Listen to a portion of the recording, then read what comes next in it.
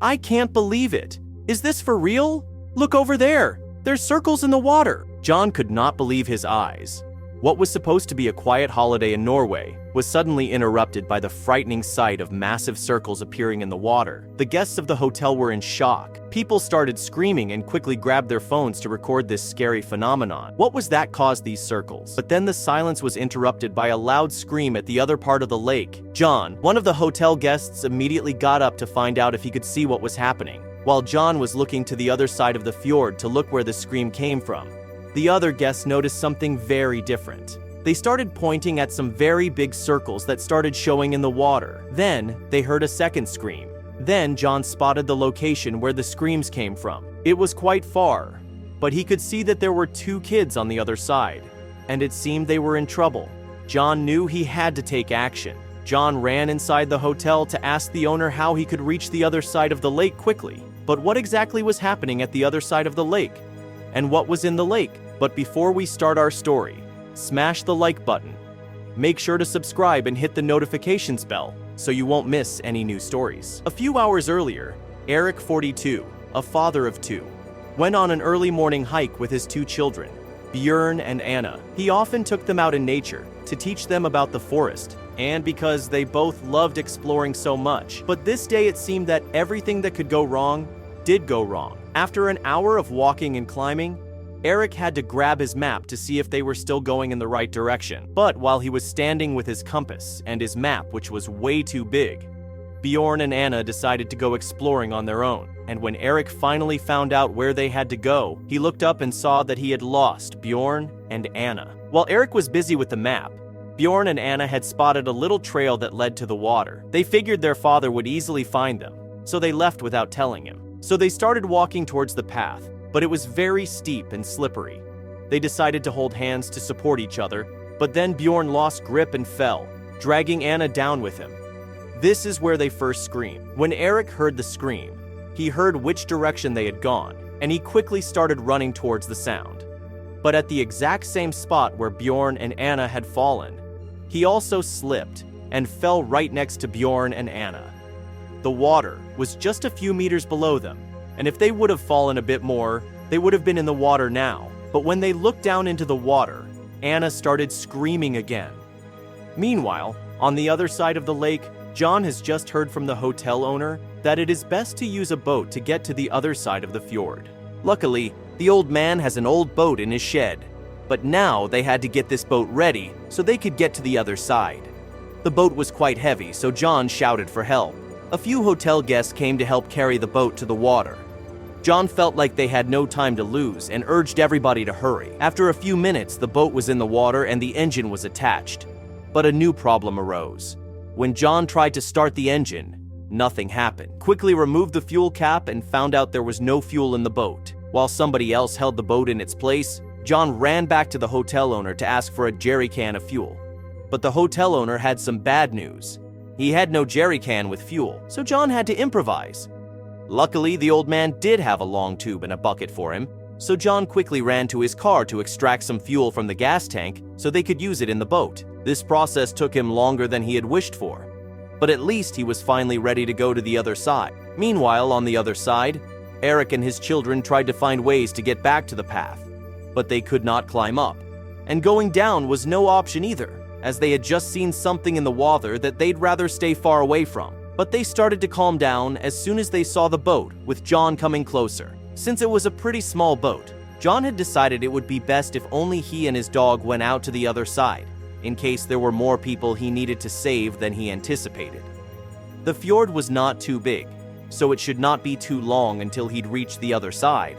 But the suspicious circles in the water made him a bit scared, so he gave it everything he got to reach the other side quickly. How did they get in the boat? When he was halfway there, he could finally see some people standing and waving. He noticed it was 1 adult and 2 children. When he got near them, they screamed he had to save them. But how could they enter the boat? They could not climb down. John shouted at Eric, "Do you speak English? Are you guys safe?" What happened? With a heavy Norwegian accent, Eric responded, "Yeah, we're okay. We just need to figure out how to get out of here." John said, "You have to jump in the water. It is very deep. Then I can get you in the boat." But when Eric told this to his children, Anna's eyes opened wide and she walked away from the ledge. She was scared, she told her father. "Daddy, haven't you seen the big monster in the water? I can't jump in there." "Big monster," he replied. "What are you talking about?" Then they looked into the water again, and now Eric turned as pale as he could be when he finally understood what Anna was talking about. While Eric was very scared of the big creature they saw swimming in the water, he also knew they had to get into the boat, or they could not get away. So when he saw the creature had moved a bit further, he threw his bag into the boat, grabbed Bjorn and Anna, and took a big jump into the water. John immediately moved closer to them, and together with his dog, he successfully dragged the kids in the boat first, and Eric immediately after that. All wet, they sat in the boat, looked at John, and Eric asked, "Have you not seen that big creature? We need to go quickly." John had no idea what they were talking about. He had seen nothing. Then he quickly turned the boat around and tried heading back to the hotel. It seemed that everyone had calmed down, but halfway on the fjord, John's dog started barking. John slowed down and tried looking around to see what his dog was reacting to. Meanwhile, Anna moved closer to her father and whispered, "Daddy, I'm scared. Is that the big creature?" Then John finally saw something huge moving in the water, and his mouth fell wide open. A moment later, John heard a big bang, and the boat was lifted a bit. Everybody screamed and John's dog started barking loudly. John moved to the side of the boat, looked in the water, and there he finally saw what had hit them. He looked a whale right in its eyes. The whale had hit the boat's propeller and had a pretty big wound on its head. And not only the whale was damaged, the boat as well. The engine wouldn't start again. Bjorn and Anna were panicking. A big whale was attacking the boat and the boat was broken.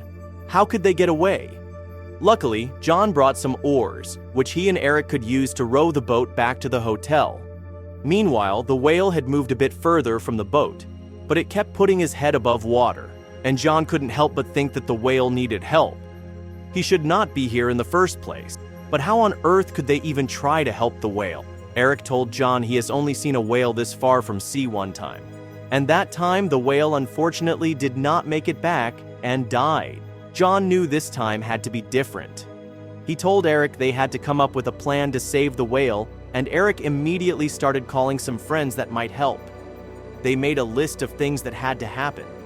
First, the whale should have medical help and food, otherwise it would probably not make it very long.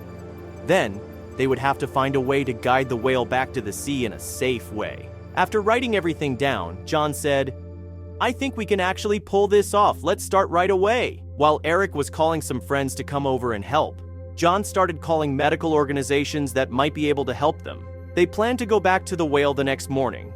The doctors and medical specialists should arrive by then as well. The next morning, when everybody had arrived, they could finally go to the whale to see how they could help it.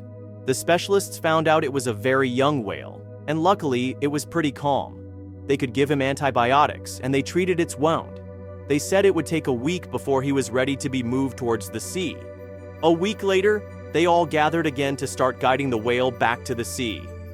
John had stayed at the lake the whole week to watch if everything was going well with the whale. Luckily, it was now strong enough to start swimming back, so they gathered the boats. But what if the whale would hot a boat again? Luckily, the rescue team thought of that as well, and they had attached big steel bars around the propellers so the whale would not be able to get hurt by them again. Now, they could start moving it back.